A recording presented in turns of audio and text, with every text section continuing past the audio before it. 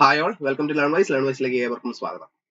January 2026 admission cycle open ആയുള്ള കാര്യം എല്ലാവരും അറിഞ്ഞിട്ടുണ്ടാവുന്നതാണ് ഞാൻ കരുതുന്നത്. സോ ഇഗ്നോയിൽ നിന്ന് ഡിഗ്രി PG നേടണമെന്ന് ആഗ്രഹിക്കുന്ന ഒരു ലേണർ ആണ് നിങ്ങളെങ്കിൽ, അല്ലെങ്കിൽ ഒരു കോഴ്സ് ചെയ്യണമെന്ന് നിങ്ങൾ ആത്മാർത്ഥമായി ആഗ്രഹിക്കുന്നുണ്ടെങ്കിൽ നിർബന്ധമായി വീഡിയോ മൊത്തമായി തന്നെ കാണുക.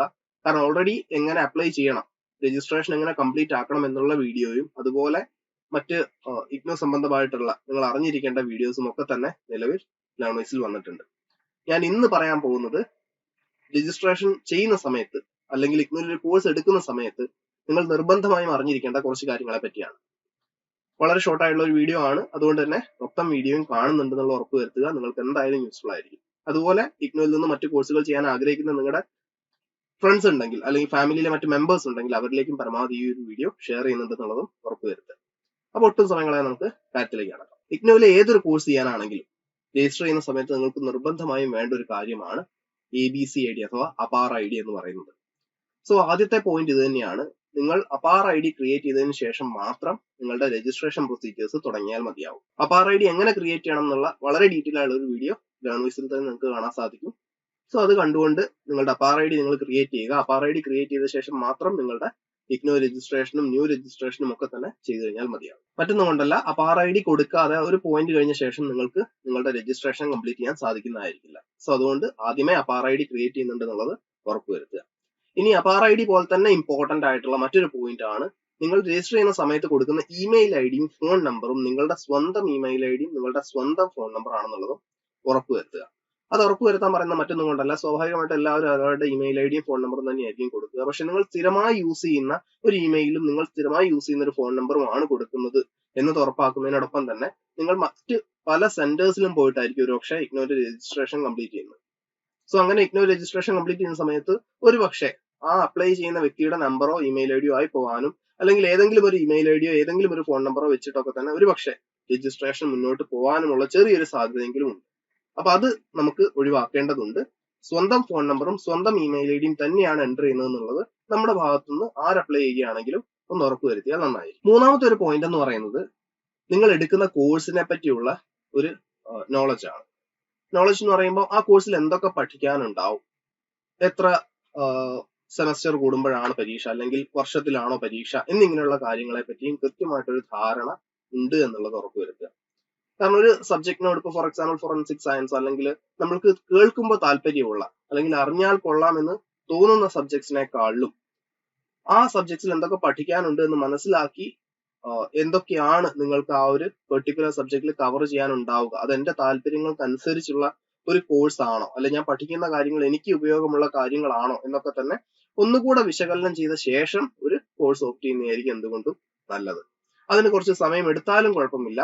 താല്പര്യത്തിനനുസരിച്ചുള്ള പഠിച്ചെടുക്കാൻ പറ്റുന്ന യൂസ്ഫുൾ ആവുന്ന ഒരു കോഴ്സ് തന്നെയാണ് ഓപ്റ്റ് ചെയ്യുന്നത് എന്നുള്ളത് ഉറപ്പാക്കിയാൽ നന്നായിരിക്കും. ഇനി വരുന്നത് റീജിയണൽ സെന്ററും സ്റ്റഡി സെന്ററും സെലക്ട് ചെയ്യുന്നതിലെ നിങ്ങളുടെ ചോയ്സ് ആണ്.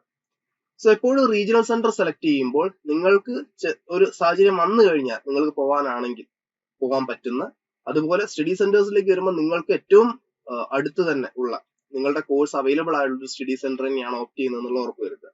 കാരണം അസൈൻമെന്റ് സബ്മിഷൻ ആയാലും മറ്റെന്തെങ്കിലും ഒരു ഇമീഡിയറ്റ് ആയിട്ടൊരു വിവരം അറിയണമെന്നുണ്ടെങ്കിലും ഒരുപക്ഷെ നിങ്ങൾക്ക് സ്റ്റഡി സെന്റർ തന്നെ വിസിറ്റ് ചെയ്യേണ്ടതായിട്ട് വരും. അപ്പൊ അങ്ങനെ വരുന്ന സാഹചര്യങ്ങളിൽ വീടിനടുത്തുള്ള ഒരു സ്റ്റഡി സെന്റർ ആണെങ്കിൽ നിങ്ങൾക്ക് പോയി വരാൻ ഒരുപാട് എളുപ്പമായിരിക്കും. റീജിയണൽ സെന്ററിലേക്ക് വരുമ്പോൾ ഇതുപോലെ തന്നെയാണ്. കോൺവൊക്കേഷൻ ഒക്കെ അറ്റൻഡ് ചെയ്യാനാണെങ്കിൽ നിങ്ങൾ റീജിയണൽ സെന്ററിലാണ് പോകേണ്ടത്. അപ്പൊ അങ്ങനെ പോകുന്ന സാഹചര്യത്തിൽ നിങ്ങളുടെ വീടിനടുത്താണെങ്കിൽ നിങ്ങൾക്ക് ആ ഒരു റീജിയണൽ സെന്റർ തന്നെയാണ് എന്തുകൊണ്ടും എടുക്കുന്നത് നന്നാവുക. മറ്റൊരു റീജിയണൽ സെന്ററിൽ ഒരുപക്ഷെ പോകുന്നത് ഈ പറഞ്ഞ രീതിയിൽ ഒരു ദിവസമോ 2 ദിവസമോ ഒക്കെ തന്നെ എടുക്കുന്ന ഒരു പ്രക്രിയയായിട്ട് മാറാൻ സാധ്യതയുണ്ട്. സോ റീജിയണൽ സെന്റർ സെലക്ട് ചെയ്യുമ്പോഴും സ്റ്റഡി സെന്റർ സെലക്ട് ചെയ്യുമ്പോഴും അതിന്റെ പ്രോക്സിമിറ്റി, അതിന്റെ ദൂരവും അതുപോലെ നിങ്ങളുടെ കോഴ്സിന്റെ അവൈലബിലിറ്റിയും നോക്കിയിട്ടാവണം നിങ്ങൾ സെലക്ട് ചെയ്യുന്നത്. ഇനി ആപ്ലിക്കേഷനുമായിട്ട് മുന്നോട്ട് പോകുമ്പോൾ ഏറ്റവും അധികം ശ്രദ്ധിക്കേണ്ട മറ്റൊരു കാര്യം എന്ന് പറയുന്നത് ഒരുപക്ഷെ നിങ്ങളുടെ പേയ്മെന്റ് ആദ്യവട്ടം റെയർ ഒക്കറൻസ് ആണെങ്കിൽ പോലും ആദ്യവട്ടം പേയ്മെന്റ് അവർ അക്സെപ്റ്റ് ചെയ്യണമെന്നില്ല. അല്ലെങ്കിൽ പേയ്മെന്റ് ഒരുപക്ഷെ സ്റ്റക്ക് ആയി പോകാനോ പേയ്മെന്റ് വിൻഡോ ചിലപ്പം ക്രാഷ് ആവാനോ ഒക്കെ തന്നെ ഒരു സാധ്യത ചെറിയൊരു രീതിയിലാണെങ്കിലും ഉണ്ട്.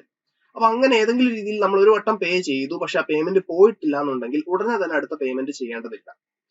കുറച്ച് സമയമെടുത്ത് തൊട്ടടുത്ത ദിവസം അല്ലെങ്കിൽ അന്ന് ഇപ്പൊ രാവിലെയാണ് ചെയ്യുന്നതെങ്കിൽ അന്ന് രാത്രിയൊക്കെ ആയിട്ട് ഒന്നുകൂടെ ട്രൈ ചെയ്താൽ മതിയാവും. കാരണം ഉടനെ തന്നെ നിങ്ങൾ അത് ട്രൈ ചെയ്ത് കഴിഞ്ഞാൽ വീണ്ടും അത് ബ്ലോക്ക്ഡ് ആവാൻ അല്ലെങ്കിൽ ക്രാഷ് ആവാനുള്ള സാധ്യത കൂടുതലാണ്. അതുകൊണ്ട് ഇഗ്നോ തന്നെയാണ് പറയുന്നത് ഒരു പേയ്മെന്റ് ചെയ്ത് കുറഞ്ഞ മണിക്കൂറുകൾ കഴിഞ്ഞിട്ട് മാത്രമേ അടുത്ത പേയ്മെന്റ് ചെയ്യേണ്ടതുള്ളൂ. ഉടനെ തന്നെ അടുത്ത പേയ്മെന്റ് ചെയ്യുന്നത് ഇഗ്നോ സജസ്റ്റ് ചെയ്യുന്നില്ല. സോ അതുകൊണ്ട് പേയ്മെന്റ് ഏതെങ്കിലും രീതിയിൽ സ്റ്റക്ക് ആവുകയാണെങ്കിൽ തൊട്ടടുത്ത ദിവസം പേ ചെയ്താൽ മതി. മറ്റൊന്നുമല്ല, ഇനിയിപ്പോ അതിൽ ഒരു പേയ്മെന്റ് സ്റ്റക്കായി അടുത്ത പേയ്മെന്റ് പോവുകയും ചെയ്തു കഴിഞ്ഞാൽ ഒരൊറ്റ ഫീസ് ഇഗ്നോ ആക്സെപ്റ്റ് ചെയ്യുള്ളൂ. സോ നിങ്ങൾ 2 വട്ടം ഇപ്പൊ 6500 അടച്ചിട്ടുണ്ടെങ്കിൽ ഒരു 6500 നിങ്ങൾ പൈസ അടച്ച അക്കൗണ്ടിലേക്ക് തിരിച്ച് ക്രെഡിറ്റ് ആവുന്നതുമായിരിക്കും. ഇനി ഫീ പേ ചെയ്ത് കഴിഞ്ഞാൽ ആദ്യം ചെയ്യേണ്ടത് ഫീ പേയ്മെന്റ് റെസീറ്റ് ഡൗൺലോഡ് ചെയ്യാന്നുള്ളതും ഫീ പേ ചെയ്യുന്നതിനോടൊപ്പം തന്നെ നിങ്ങൾക്ക് ആപ്ലിക്കേഷൻ ഫോം ഡൗൺലോഡ് ചെയ്യാനുള്ള ഒരു ഓപ്ഷൻ വരും. സോ ഫീ പേയ്മെന്റ് റെസീറ്റും ഡൗൺലോഡ് ചെയ്യണം, ആപ്ലിക്കേഷൻ ഫോം റെസീറ്റും ഡൗൺലോഡ് ചെയ്യണം. ഏതെങ്കിലും സാഹചര്യത്തിൽ ഇഗ്നോയിൽ നിന്ന് നിങ്ങൾ വിചാരിച്ച കോഴ്സ് അല്ല അല്ലെങ്കിൽ മറ്റേതെങ്കിലും ഡീറ്റെയിൽ മാറിയിരിക്കുകയാണെങ്കിൽ നിങ്ങൾക്ക് നിങ്ങളുടെ ഈ ഒരു ആപ്ലിക്കേഷൻ ഫോം കാണിച്ചുകൊണ്ട് തന്നെ മെയിൽ അയച്ചു കഴിഞ്ഞാൽ അവരത് കൃത്യമായിട്ട് കറക്റ്റ് ചെയ്ത് തരുന്നതായിരിക്കും. സോ അങ്ങനെയുള്ള ഒരു അഷുറൻസിനായിട്ട് ഈ പേയ്മെന്റ് റെസീറ്റും ആപ്ലിക്കേഷൻ ഫോമും നമ്മൾ ഡൗൺലോഡ് ചെയ്ത് വെക്കുന്നുണ്ടെന്നുള്ളതും പ്രത്യേകം ശ്രദ്ധിക്കുക. നിങ്ങൾ അങ്ങനെ ഫീ പേ ചെയ്തു, നിങ്ങളുടെ ആപ്ലിക്കേഷൻ ഫോം നിങ്ങൾ ഡൗൺലോഡ് ചെയ്ത് വെച്ചു. ഈ ഫീ പേയ്മെന്റോട് കൂടി തന്നെ നമ്മുടെ അഡ്മിഷൻ കൺഫേം ആവുന്നുണ്ടോ? ഇല്ല. ഫീ പേയ്മെന്റ് കഴിഞ്ഞ് കൺഫർമേഷൻ മെയിൽ ഇഗ്നോന്റെ ഭാഗത്ത് നമുക്ക് കിട്ടുമ്പോൾ മാത്രമാണ് നമ്മളുടെ അഡ്മിഷൻ കൺഫേം ആവുന്നത്. സോ അങ്ങനെ അഡ്മിഷൻ കൺഫേം ആവുന്ന സാഹചര്യത്തിൽ നമ്മൾക്ക് നമ്മളുടെ സ്റ്റുഡന്റ് പോർട്ടലിൽ കയറി കഴിഞ്ഞാൽ നമ്മുടെ ID കാർഡ് ഡൗൺലോഡ് ചെയ്ത് വെക്കാൻ പറ്റും. സോ ID കാർഡ് ഡൗൺലോഡ് ചെയ്ത് ലാമിനേറ്റ് ചെയ്ത് വെക്കുന്നുണ്ട് എന്നുള്ള ഉറപ്പ് വരുത്തുക. നിങ്ങളുടെ ഇഗ്നോയിലെ കോഴ്സ് നിങ്ങൾ ചെയ്യുന്നുണ്ട് എന്ന് കാണിക്കുന്നതിനായിട്ടുള്ള ഏറ്റവും ബെസ്റ്റ് ഒരു പ്രൂഫ് എന്ന് പറയുന്നത് ഇഗ്നോന്റെ ID കാർഡ് തന്നെയാണ്. എക്സാം എഴുതാൻ പോകുമ്പോൾ നിങ്ങൾ നിർബന്ധമായും കൊണ്ടുപോകേണ്ട ഒരു ഡോക്യുമെന്റ് കൂടിയാണ് ഈ ഒരു IGNOU ID card. So confirmation കിട്ടിയ ശേഷം തന്നെ നിങ്ങളുടെ ID കാർഡ് അവൈലബിൾ ആവും. ആ ID കാർഡ് ഡൗൺലോഡ് ചെയ്ത് ലാമിനേറ്റ് ചെയ്ത് വെക്കുന്നുണ്ട് എന്നുള്ള ഉറപ്പ് വരുത്തുക. കാരണം PG ആണെങ്കിൽ 2 വർഷത്തോളം നിങ്ങൾക്ക് ആ ഒരു കാർഡ് യൂസ് ചെയ്യേണ്ടതായിട്ടുണ്ട്. ഡിഗ്രി ആണെങ്കിൽ 3 വർഷത്തോളം നിങ്ങൾക്ക് യൂസ് ചെയ്യേണ്ടതായിട്ടുണ്ട്. സോ ലാമിനേറ്റ് ചെയ്ത് വെച്ച് കഴിഞ്ഞാൽ അത് സേഫ് ആയിട്ട് അവിടെ ഉണ്ടാവും. ആൻഡ് ആ ഒരു കാർഡ് സമയത്തിന് തന്നെ ഡൗൺലോഡ് ചെയ്യുന്നുണ്ട് എന്നുള്ളതും പെട്ടെന്ന് തന്നെ ഒരു കാർഡായിട്ട് തന്നെ കാർഡിന്റെ ഫോമിൽ തന്നെ അത് സേവ് ചെയ്യുന്നുണ്ട് എന്നുള്ളതും ഉറപ്പുവരുത്തുക. സോ ബേസിക്കലി ഇത്രയുമാണ് പ്രധാനമായും ഷെയർ ചെയ്യാൻ ഉദ്ദേശിച്ച കാര്യങ്ങൾ. ആൻഡ് ഈ ഒരു കാര്യങ്ങളിലൊക്കെ തന്നെ ഒരു ക്ലാരിറ്റി വന്നിട്ടുണ്ടാവുന്നു കരുതുന്നു. ഇനി ഇതല്ലാതെ മറ്റു കാര്യങ്ങൾ അറിയാൻ താല്പര്യമുണ്ടെങ്കിൽ താഴെ ഞങ്ങളുടെ എക്സിക്യൂട്ടീവ് നമ്പർ കൊടുത്തിട്ടുണ്ട്. ആ നമ്പറിൽ നിങ്ങൾക്ക് വാട്സ്ആപ്പ് വഴിയും കോൾ വഴിയും ബന്ധപ്പെടാവുന്നതുമാണ്. ഇനി ചുരുക്കം വാക്കുകളിൽ ലേണേഴ്സിനെ പറ്റി അറിയാത്തവർക്ക് ലേണേഴ്സിനെ പറ്റി പരിചയപ്പെടുത്താം. രാജ്യത്തെ ഏറ്റവും മികച്ച ഡിസ്റ്റൻസ് എഡ്യൂക്കേഷൻ യൂണിവേഴ്സിറ്റി ആയുള്ള ഇന്ദിരാഗാന്ധി നാഷണൽ ഓപ്പൺ യൂണിവേഴ്സിറ്റി നൽകി വരുന്ന 36ഓളം വരുന്ന കോഴ്സുകളിൽ first year, second year, third year, fourth ഇയറിന് ആവശ്യമായുള്ള എല്ലാവിധ സപ്പോർട്ടും പ്രൊവൈഡ് ചെയ്യുന്ന കേരളത്തിലെ ഏറ്റവും മികച്ച ഇഗ്നോ സപ്പോർട്ട് പ്ലാറ്റ്ഫോമാണ് ലേൺവൈസ്. ലേൺവൈസിലെ കറന്റ് ലേണേഴ്സിന്റെയും പഠിച്ചിറങ്ങിയ ലേണേഴ്സിന്റെയും എക്സ്പീരിയൻസ് അറിയുന്നതിനായിട്ട് ഞങ്ങളുടെ ലേൺവൈസ് യൂട്യൂബ് ചാനൽ സന്ദർശിച്ചാൽ മതിയാവും. ഒരുപാട് വീഡിയോസ് നിങ്ങൾക്ക് അവിടെ കാണാൻ സാധിക്കും. സോ വീഡിയോസ് കണ്ട് നിങ്ങൾക്ക് കൂടുതൽ അറിയാൻ താല്പര്യമുള്ള കാര്യങ്ങൾ, ലേൺവൈസിന്റെ ഫീച്ചേഴ്സ് ആയിക്കൊള്ളട്ടെ, ഇഗ്നോയിലെ വ്യത്യസ്ത കോഴ്സുകളെ പറ്റി ആയിക്കൊള്ളട്ടെ, നിങ്ങൾക്ക് താഴെ പറഞ്ഞിരിക്കുന്ന നമ്പറിൽ കണക്ട് ചെയ്താൽ മതിയാവും. സോ മറ്റൊരു ഇൻഫോർമേറ്റീവ് ആയിട്ടുള്ള വീഡിയോയുമായിട്ട് ഞാൻ വീണ്ടും വരുന്നതായിരിക്കും. അതുവരേക്കും